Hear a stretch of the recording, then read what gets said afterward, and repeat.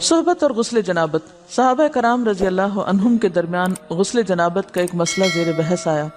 ایک گروہ کہتا تھا کہ غسل صرف دخول پہ فرض ہو جاتا ہے، انزال شرط نہیں، یعنی واٹر ڈسچارج جو ہے وہ ضروری نہیں۔ دوسرا گروہ بیان کرتا تھا کہ وجوب غسل کے لیے دخول کے ساتھ انزال بھی شرط ہے۔ یہ طویل مباحثہ کسی فیصلہ کن صورت پر منتج نہ ہوا۔ آخر قرار پایا کہ ام المومنین حضرت عائشہ رضی اللہ عنہا سے دریافت کیا جائے۔ حضرت عائشہ نے کہا کہ رسول اللہ صلی اللہ علیہ وسلم نے فرمایا، اذا جلس بین شعبها الاربع ومس الختان الختان فقد وجب الغسل۔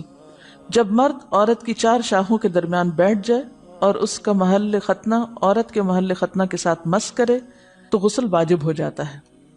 تو مسئلہ یہ ثابت ہوا کہ صرف دخول پر ہی مرد اور عورت جنبی ہو جاتے ہیں اور ان پہ غسل واجب ہو جاتا ہے، انزال یعنی منی کا نکلنا شرط نہیں۔ جنابت کے احکام۔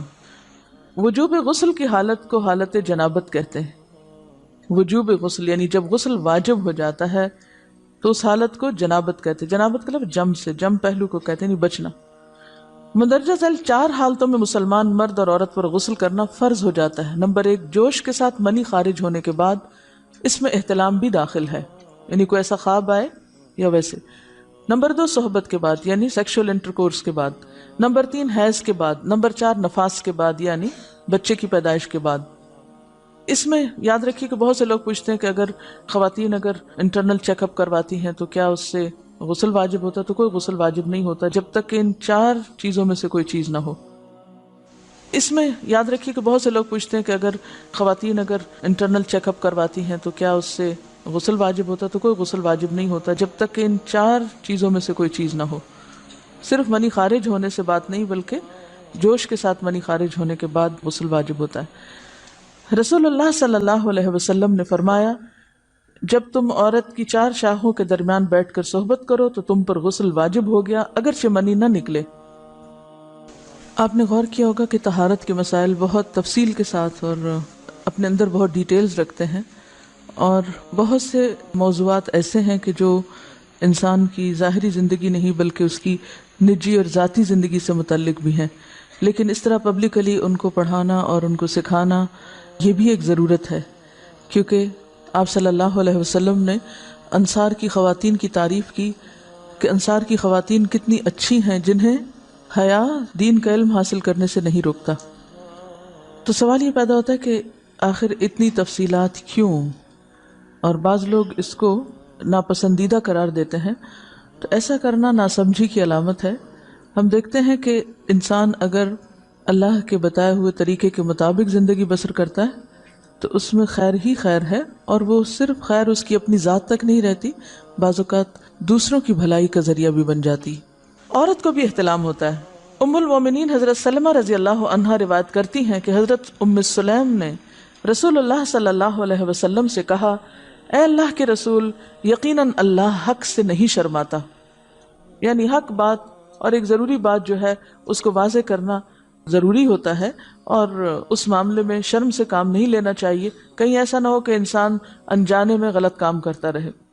تو یہ کہہ کر انہوں نے مسئلہ پوچھا، کیا عورت پر غسل ہے جبکہ اس کو احتلام ہو؟ آپ نے فرمایا ہاں، لیکن جب پانی کا نشان دیکھے یعنی منی دیکھے۔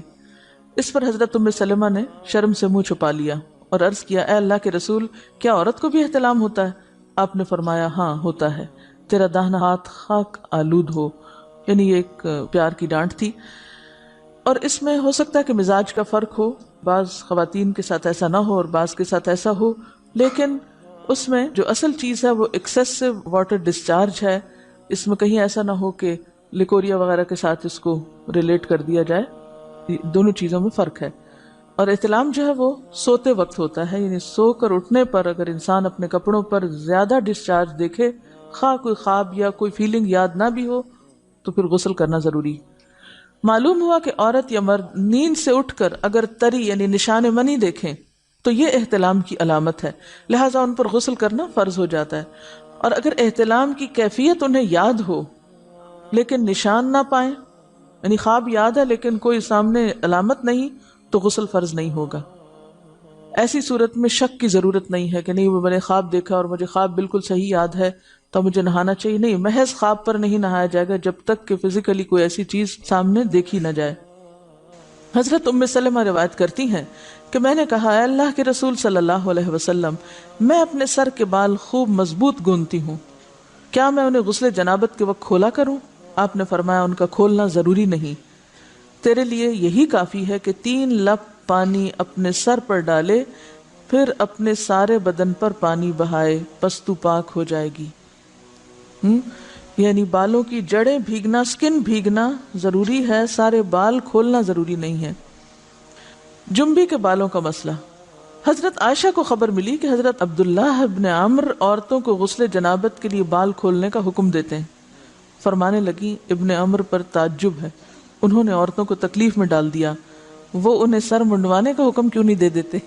یہ حضرت عائشہ کی ڈانٹ تھی، یعنی وہ یہ تو کہنے کہ عورتیں بال کھول کھول کے نہائیں، تو وہ پھر سیدھا یہی کہیں کہ عورتیں بال منڈوا لیں۔ میں اور رسول اللہ صلی اللہ علیہ وسلم ایک ہی برتن میں غسل کرتے، اور میں اپنے بال کھولے بغیر سر پر 3 چلو سے زیادہ پانی نہیں ڈالتی تھی۔